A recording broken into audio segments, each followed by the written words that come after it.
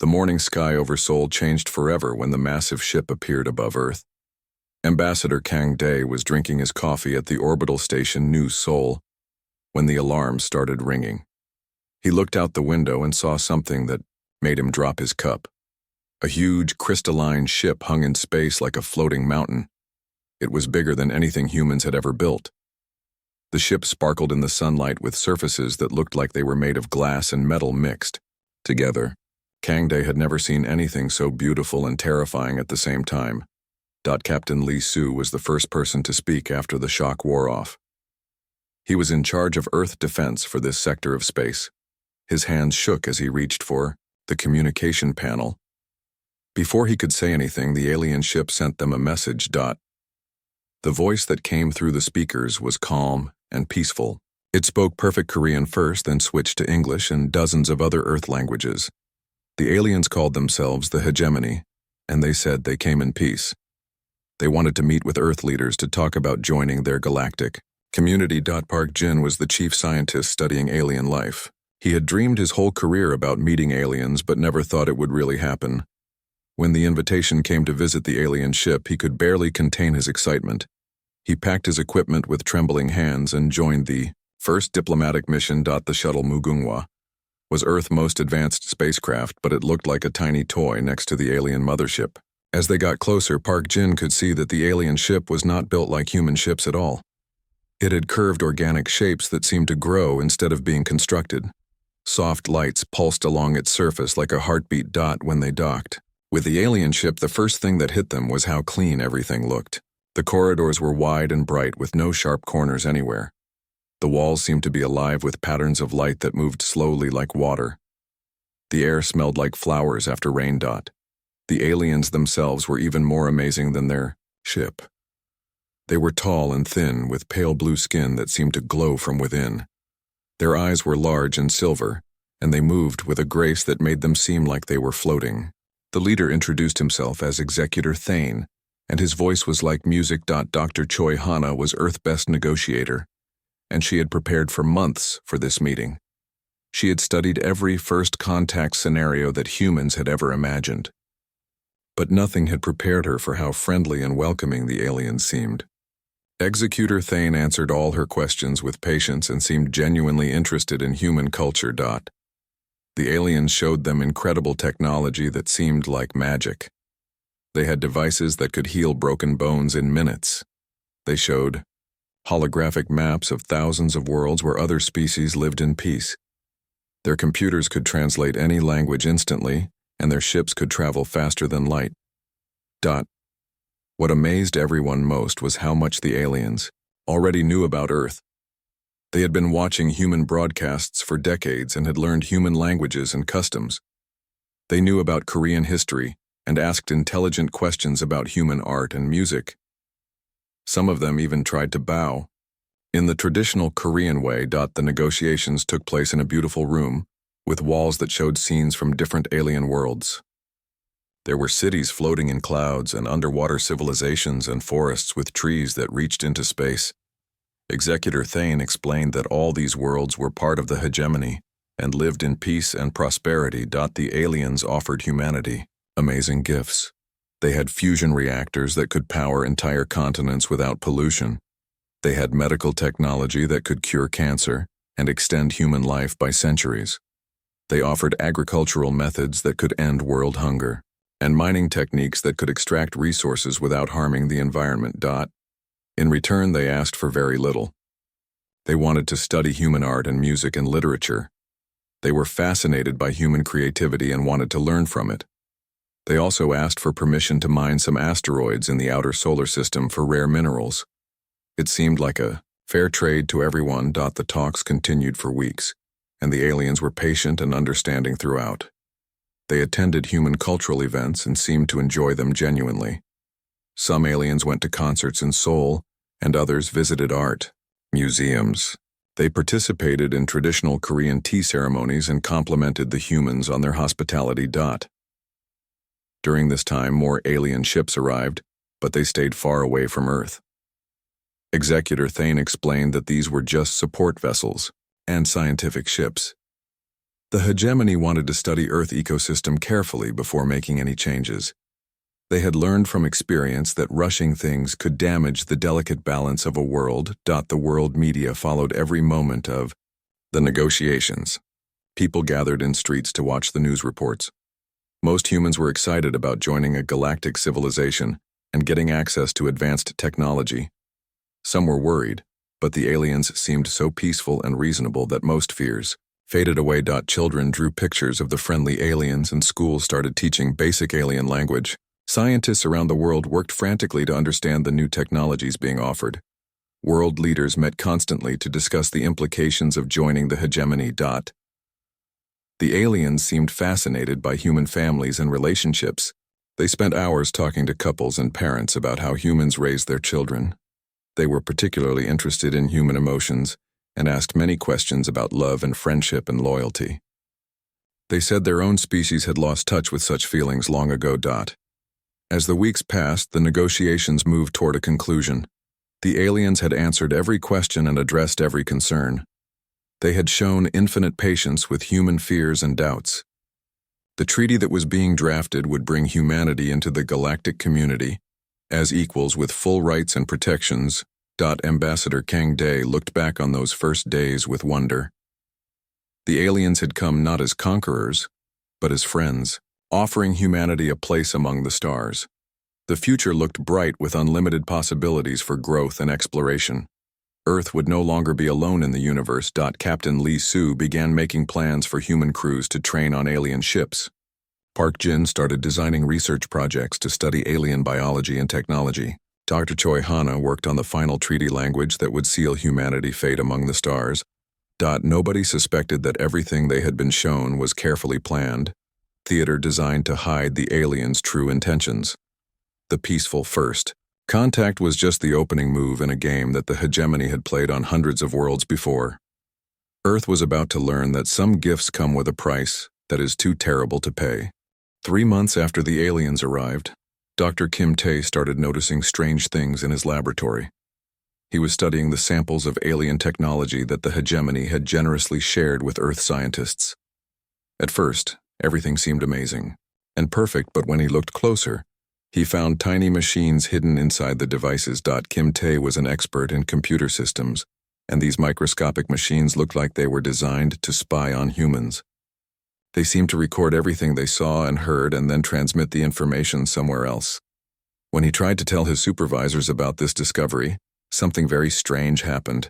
His communications were blocked and his reports disappeared from the computer systems. At the same time, Commander Yoon Mia was watching the alien mothership from her post at the orbital defense station. She had been trained to notice patterns, and something about the alien ship behavior bothered her.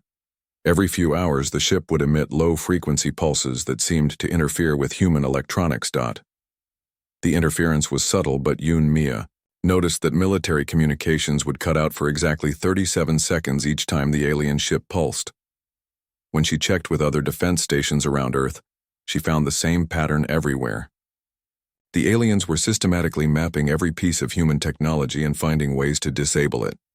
When military commanders asked the aliens about these pulses, Executor Thane had a ready explanation. He said the alien ship systems sometimes interfered with primitive human technology by accident. The hegemony was working hard to prevent such interference, he assured them. The explanation seemed reasonable, and most people accepted it without question. Professor Nam Gil was working on a different kind of puzzle in his linguistics laboratory. The aliens had shared some of their historical texts and cultural documents as part of the cultural exchange program. Nam Gil was one of Earth's best experts in ancient languages, and he spent his days trying to understand alien writing systems. As he worked through the alien texts, Nam Gil began to notice words and concepts that made him uncomfortable.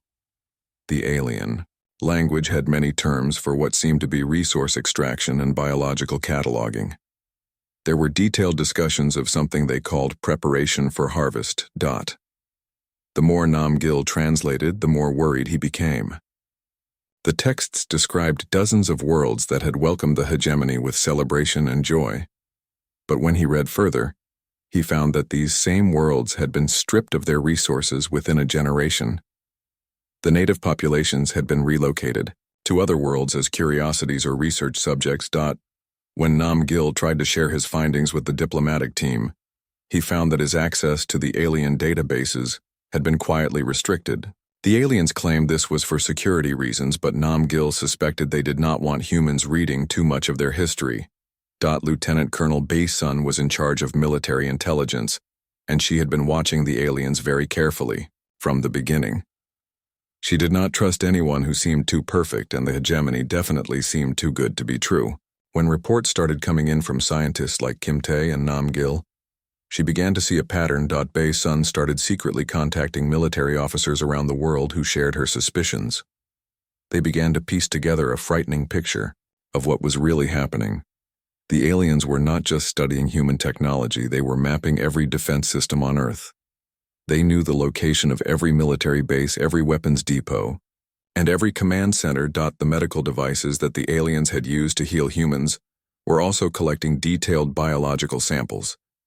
Every person who had been treated by alien medicine had been scanned and cataloged. The aliens now had genetic profiles of thousands of humans, including world leaders and military commanders. The agricultural technology that the aliens offered came with tiny monitoring devices built into the equipment. These devices would allow the aliens to track food production and population centers. The mining rights they had requested for the outer solar system would give them control over the raw materials needed to build more ships. As the evidence mounted, Bei Sun realized that the peaceful first contact had been an elaborate deception. The hegemony was not interested in trade or cultural exchange. They were preparing to harvest Earth, just like they had harvested hundreds of other worlds. The 3 months of negotiations had given them time to study human weaknesses and plan. Their attack. The healing demonstrations had not been gifts, they had been intelligence-gathering operations. Every time the aliens showed their medical technology, they learned more about human biology and psychology. They studied human reactions to see how people would respond to different situations. The cultural events that the aliens attended were also intelligence operations. They were learning about human social structures and identifying key leaders and influential people. The aliens who seemed so fascinated by human families were actually studying the best ways to break human resistance by threatening loved ones. When Bei Sun tried to warn higher command about her discoveries, she found that alien influence had already spread through the government. Many world leaders had been convinced that cooperation with the hegemony was humanity's only hope for survival. The aliens had carefully cultivated relationships with key decision-makers and convinced them that resistance would be futile. The alien gifts were not gifts at all, they were tools of conquest. The fusion reactors came with remote shutdown capabilities that only the aliens could control. The medical technology could be used to spread diseases as easily as cure them. The agricultural equipment could poison crops if the aliens decided humans were not cooperating properly. The asteroids that the aliens wanted to mine contained rare materials that were needed for their weapons and ships. By controlling these resources, the aliens would ensure that humans could never build technology advanced enough to threaten them. The mining rights were actually a way to cut off Earth access to the materials needed for advanced weapons. Dr. Song Hyo had been working frantically to understand alien technology, but every breakthrough led to more questions. The alien devices seemed to be designed to self-destruct if humans tried to understand them too well. When her team tried to take apart an alien computer, it dissolved into harmless dust before they could learn anything useful. The truth was becoming clear to those who were paying attention, but most of humanity still believed in the peaceful intentions of the hegemony. The aliens had spent months building trust and friendship with human leaders. The idea that these peaceful beings could be planning genocide seemed impossible to most people. As the alien deception became clear to the small group of aware humans, they faced a terrible reality. Earth military forces were designed to fight other humans, not advanced alien technology. Every weapon system, every defense strategy, and every tactical doctrine was useless against beings who could travel faster than light and had energy shields that could stop nuclear weapons. The hegemony had played this game before on hundreds of worlds, and they never lost because they never played fair. They studied their victims carefully, learned all their weaknesses, and then struck with overwhelming force when resistance was impossible. Earth was about to become just another entry in their catalog of conquered worlds, unless somehow the pattern could be broken. The mask finally came off when Earth leaders started asking uncomfortable questions about other worlds in the hegemony. Dr. Choi Hana had been growing suspicious about the vague answers she received whenever she asked about visiting other member worlds. When she pressed Executor Thane for specific details about how these civilizations were thriving, his demeanor changed completely. Gone was the warm, diplomatic smile and patient explanations. Executor Thane's face became cold and calculating as he looked at the human delegation. His silver eyes seemed to glow with an inner light that was not friendly anymore. When he spoke, his musical voice carried a tone of absolute authority that made everyone in the room step backward. The aliens had been monitoring all human communications during the months of negotiations, and they knew exactly which humans suspected their true intentions. Thane calmly listed the names of every person who had discovered evidence of the deception. He knew about Kim Tae hidden research and Nam Gil translations and BAE Sun intelligence gathering. Within hours of this revelation, alien ships began moving into position around Earth major cities. The vessels that had been hiding in the outer solar system revealed themselves and took up threatening positions above New York, London, Tokyo, Seoul, and dozens of other population centers. The ships were not the elegant exploration vessels they had pretended to be, but rather massive military craft, bristling with weapon systems. Colonel Oh Sang was in command of Seoul Air Defense when the first alien attack ships appeared over the city. His pilots scrambled their most advanced fighter jets and launched surface-to-air missiles at the intruding vessels. The weapons exploded harmlessly against invisible energy barriers that surrounded each alien ship like soap bubbles made of light. The futility of human resistance became clear within minutes. Every weapon system that Earth military possessed had been designed to fight other human forces. Missiles that could destroy entire city blocks simply vanished when they hit alien shields. Energy weapons that could cut through tank armor scattered uselessly when they struck alien hull materials. The aliens demonstrated their overwhelming superiority with surgical precision strikes on military targets. They did not kill anyone at first, but instead disabled key installations with energy beams that melted metal and fused electronics into useless slag. The message was clear. Human military resistance was not just futile, it was laughable. Executor Thane broadcast a message to every screen and radio on Earth explaining the new reality. Humanity had been evaluated and found suitable for harvesting. Earth biological diversity and human genetic material would make valuable additions to the hegemony collection. The planet resources would fuel their expansion to new star systems. The harvesting began immediately with ruthless efficiency. Massive floating platforms descended from alien ships to collect samples of every plant and animal species on Earth. Teams of aliens in environmental suits walked through forests and coral reefs, cataloging everything they found and taking specimens. Of the most interesting species. More disturbing were the human collection operations that began in major cities around the world. Alien soldiers used stunning weapons to disable groups of people who were then sorted and processed like cargo. Children with unusual intelligence and adults with artistic talents were marked for preservation. Others were selected for biological research or labor assignments. Families were torn apart as the aliens prioritized certain genetic markers and skill sets for their collection.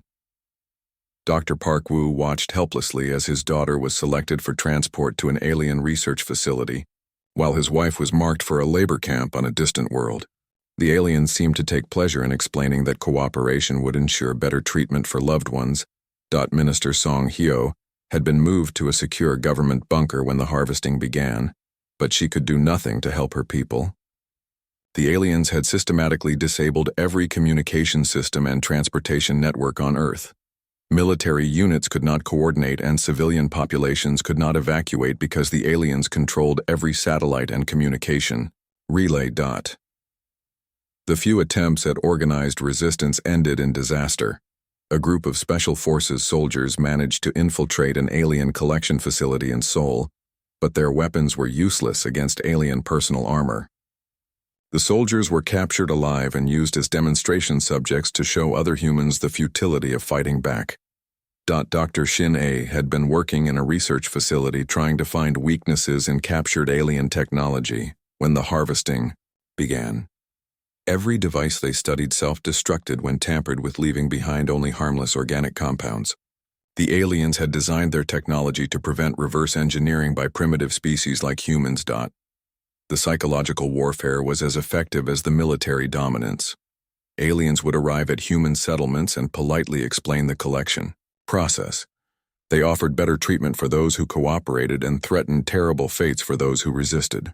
Most humans had no choice but to comply because fighting meant death or worse fates for their families. Engineer Kodan was trapped in an underground facility when alien forces surrounded the building. He watched through security cameras as collection teams processed hundreds of his colleagues. The aliens moved with casual efficiency as they sorted humans into different categories for transport to various facilities throughout their empire. The aliens seemed to enjoy explaining their process to their captives. They had been harvesting worlds for thousands of years and had refined their methods through practice on hundreds of different species. Earth was just another resource node to be processed and integrated into their vast economic system. Collection ships began arriving in Earth orbit to receive the processed biological materials and human specimens. These vessels were enormous, cargo haulers that dwarfed even the mothership.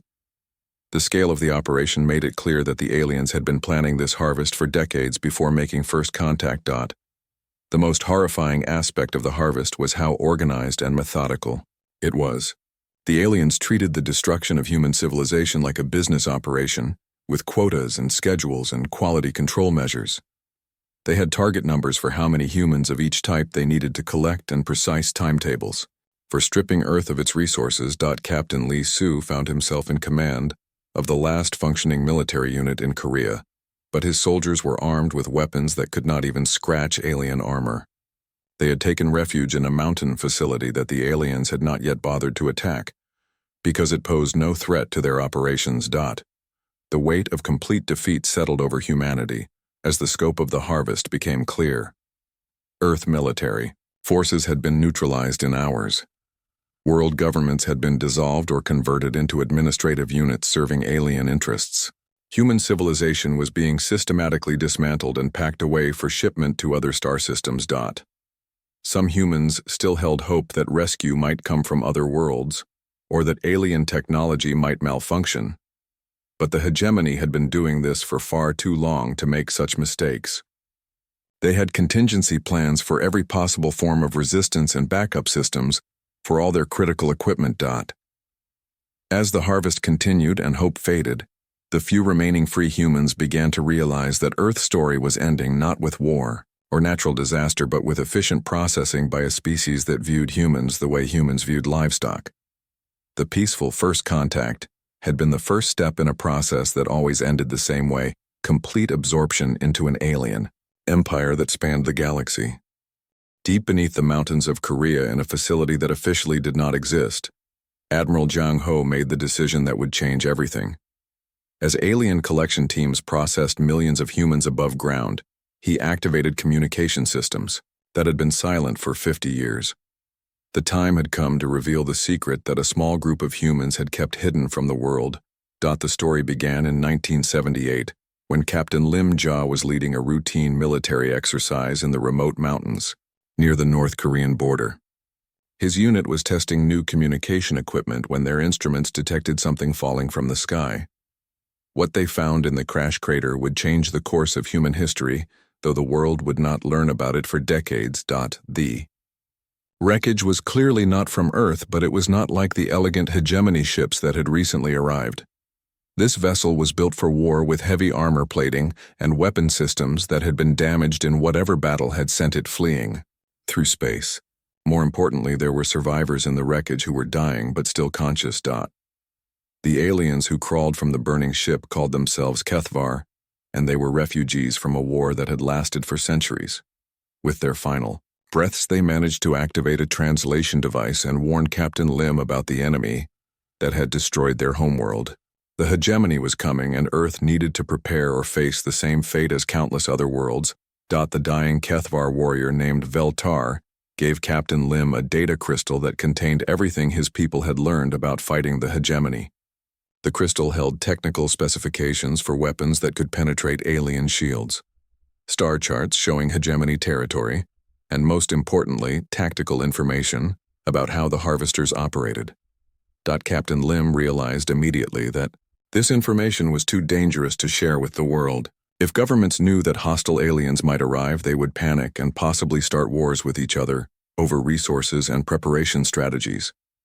Instead, he made the difficult decision to create a secret organization that would prepare for the alien threat without telling anyone else. The group that formed around this secret called themselves the Silent Guardians, and they included some of the best minds in Korean military and scientific circles.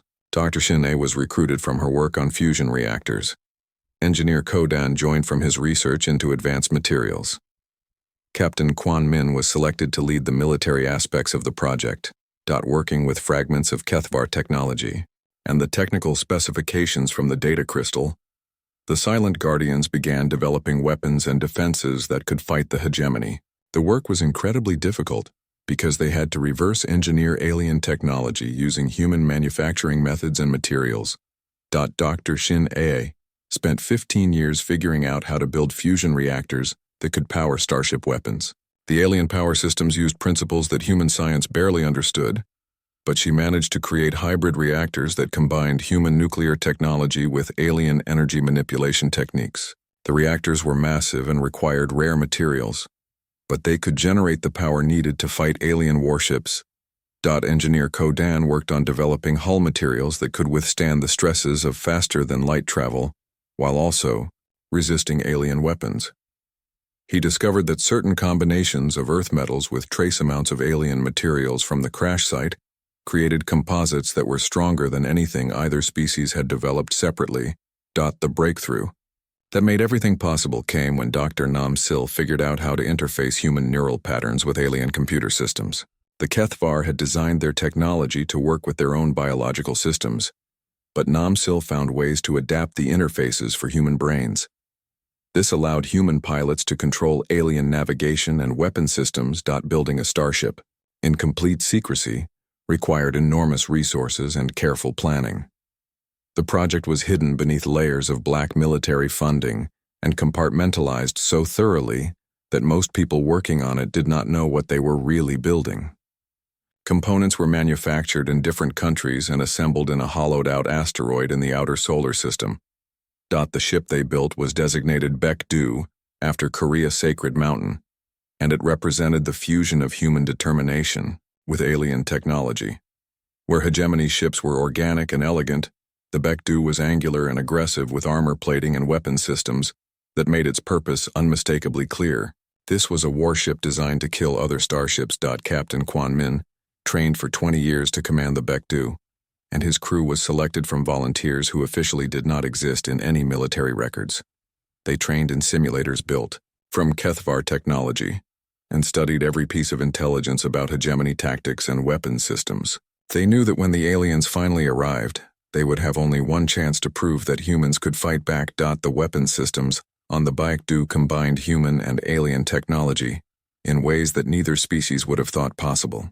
The main guns fired projectiles accelerated to significant fractions of light speed, using alien gravitic manipulators powered by human fusion reactors.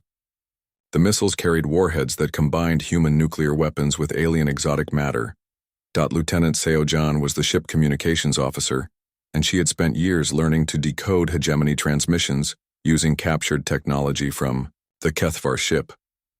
When the alien mothership arrived at Earth, she was able to monitor their communications and confirm that they were following the same pattern they had used on hundreds of other worlds. The hardest part of keeping the secret was watching the world celebrate the peaceful first contact while knowing what was really going to happen. The crew of the Baek-do had to watch from their hidden base as humanity was deceived and prepared for harvest. They wanted to warn people, but they knew that revealing themselves too early would doom any chance of success. Dr. An-soo was the ship xenopsychologist, and she had studied hegemony behavior patterns using the extensive database recovered from the HFY ship. She understood that the aliens dominated through demonstrations of overwhelming superiority and had never faced opponents who could match their technology while thinking in completely different tactical patterns. The psychological warfare aspect was as important as the military technology. The plan was not just to hurt the hegemony, but to shatter their assumption that they were invincible. For thousands of years they had harvested worlds without ever meeting serious resistance. The shock of facing an enemy that could actually fight back would be as damaging as any weapon. Engineer Chief Li Na oversaw the final preparations as the alien harvest began above them. Every system on the Baekdu had been tested and retested over decades of preparation. The crew had trained for scenarios that most military forces never even imagined. They were ready to fight a war in space against aliens with technology that surpassed human understanding. As Admiral Zhang Ho prepared to give the activation order, he reflected on the enormous gamble they were taking. 50 years of secret preparation would be tested in the next few hours. Either humanity would prove that it could stand against the harvesters, or Earth would fall like all the other worlds that had tried to resist the hegemony. The moment had finally arrived to reveal that Earth was not as helpless as it appeared. Hidden in the outer solar system, the most advanced warship ever built by human hands was about to decloak and remind the galaxy that some species refused to go quietly into the collection ships of their conquerors. Captain Quan Min stood on the bridge of the Baekdu as the activation codes finally came through from Admiral Zhang Ho, deep beneath the Korean mountains. After 50 years of waiting and training and preparing in secret, the moment had arrived to reveal humanity's hidden strength to the galaxy. The alien harvest operations on Earth were proceeding exactly as the HFY database had predicted they would. The warship itself was a testament to human determination and engineering brilliance, combined with salvaged alien technology. Every surface of the Baekdu bristled with weapon systems and sensor arrays that had been designed specifically to fight hegemony vessels. The ship was not elegant or beautiful like alien craft, but it radiated a sense of deadly purpose that made its intentions unmistakably clear. Lieutenant Seo John monitored alien communications from her position at the sensor station. The hegemony fleet was celebrating their victory with the casual arrogance of predators who had never met any resistance. They could not easily overcome. Their transmissions discussed Earth in the same clinical terms they used for all their conquered worlds, with references to resource yields and population processing schedules. The confidence in alien communications was absolute and unshakable. They had studied human military capabilities during the months of false negotiations and concluded that Earth posed no meaningful threat to their operations. Human weapons were primitive chemical explosives and kinetic projectiles that could not even scratch hegemony shields or armor systems.